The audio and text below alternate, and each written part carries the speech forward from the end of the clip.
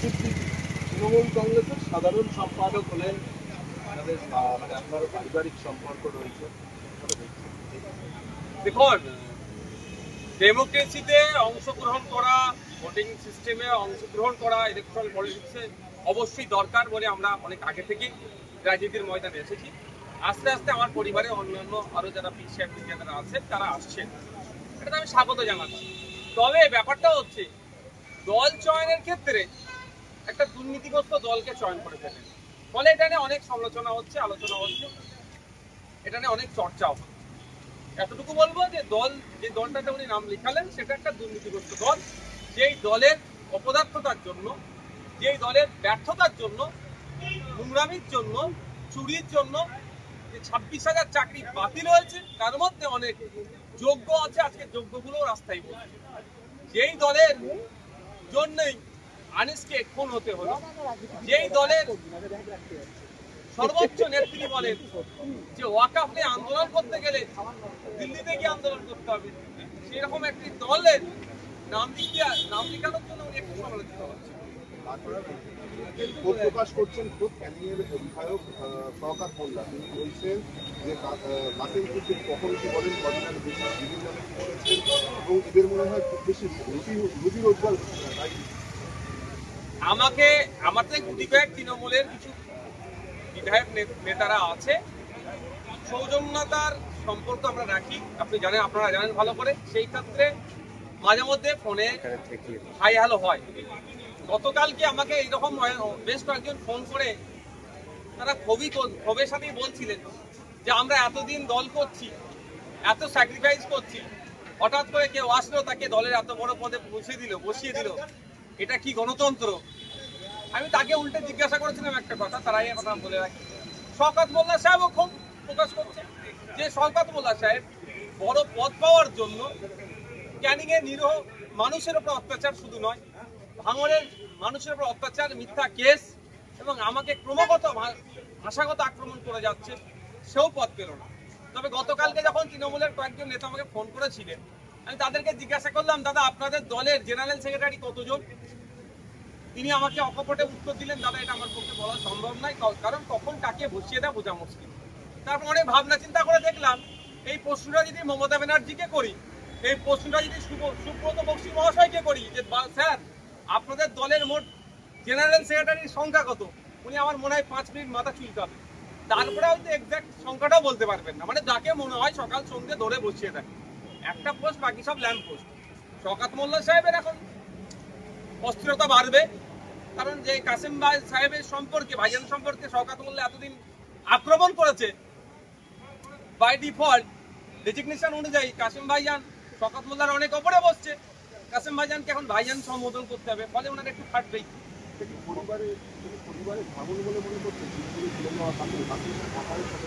মোটেও ওটা ভাঙন না, পরিবারের মধ্যে আমাদের যে পারিবারিক সম্পর্ক সেটা যথেষ্ট ভালো আছে, কিন্তু রাজনৈতিকভাবে যে যাকে ইচ্ছা পছন্দ করছে, যে দলকে ইচ্ছা পছন্দ করছে সে সেখানে যেতেই পারে। তবে কাসেম ভাইজান তৃণমূলে যাওয়াটা, একটা দুর্নীতিগ্রস্ত দলে যাওয়াটা পশ্চিমবাংলার মানুষ এটা ভালোভাবে মেনে নিতে পারছে না। এখন বাংলাদেশ কথা বলছিলেন, আজকে মুখ্যমন্ত্রী আসবেন, জিজ্ঞেস করবেন মমতা বন্দ্যোপাধ্যায়কে যে আপনাদের দলের পছন্দ জেনারেল। দেখুন, ওটা তো একটা রাজনৈতিক কোশ্চেন, আর এখানে মুখ্যমন্ত্রী হিসাবে আসছেন, তিনি দলের প্রধান হিসাবে আসলে তাকে এই কথাটা আমি নিশ্চিতভাবে সুযোগ পেলে জিজ্ঞাসা করতাম। তবে এখানে সুযোগ পেলেও আমি সে কথা জিজ্ঞাসা করবো না, কারণ এটা একজন মুখ্যমন্ত্রী হিসাবে আজকে বিধানসভায় আসছে। কোনো সময় যদি নবান্নে যাওয়ার সুযোগ হয়ে যায়, যদি হয়, তাহলে ওখানে গিয়ে যদি সময় পাই তাহলে জিজ্ঞাসা করবো।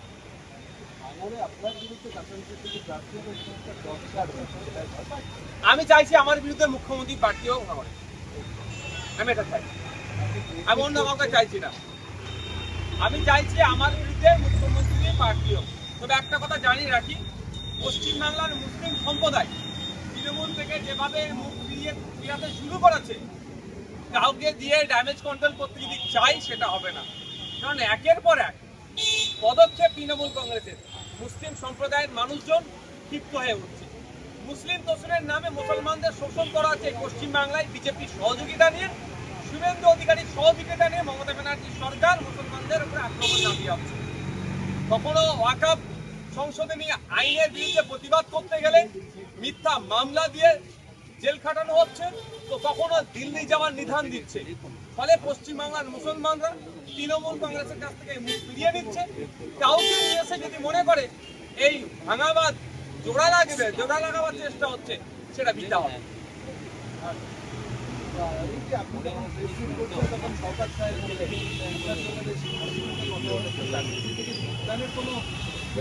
আমার সাথে কথা হয়নি, কারণ হচ্ছে আমি আপনাদের কোশ্চেনের উত্তর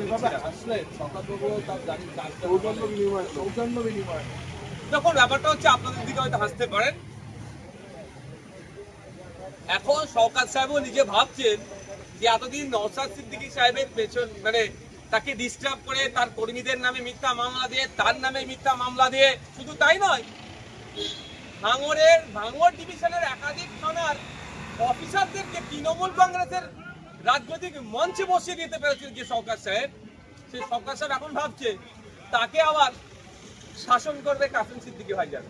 ওই জন্যই হয়তো হাসিটা দুঃখের হাসি আসছে না সুখের হাসি আসছে, তাকে জিজ্ঞাসা করুন আপনারা। আপনি খুশি কাসেম সিদ্দিকী তৃণমূল কংগ্রেসের যোদ্ধা? দেখুন, একটা অন্য রাজনীতি দলে গেছে, আমি তৃণমূলের কংগ্রেসের চরম বিরোধী, বিজেপি চরম বিরোধী, খুশি হওয়ার প্রশ্ন আসবে কেন? তবে হ্যাঁ, রাজনৈতিকভাবে আমি তাকে স্বাগত জানাবো রাজনৈতিক ময়দানে রাজনৈতিকভাবে মোকাবেলা করার জন্য। এরপরে কাসেম সিদ্দিকীর কথা হয়েছিল আপনার? না, আমার হয়ে ফুরফুরা শরীফের পীরজাদারা রাজনীতি আসছে, এটা কি খুব ভালো সংকেত নাকি অন্য কোনো সংকেত? অসুবিধা কোথায়? আমি তো মনে করি আরো বেশি বেশি করে যারা ধর্মীয় গুরু তাদের রাজনীতিতে আসা দরকার। রাজনীতিকে বাইরে থেকে কন্ট্রোল করার থেকেও সরাসরি রাজনীতিতে আসে। বাইরে থেকে কন্ট্রোল করলেই বেশি নোংরামি হয়। সে যখন কাউকে পদ্মশ্রী প্রাইজ দিয়ে নিয়ে যে চর্চা হয়েছিল, এইগুলো যেমন চর্চা হচ্ছে, এটা থেকে সরাসরি রাজনীতি করে। বাইরে থেকে কাকে ইঙ্গিত করছে?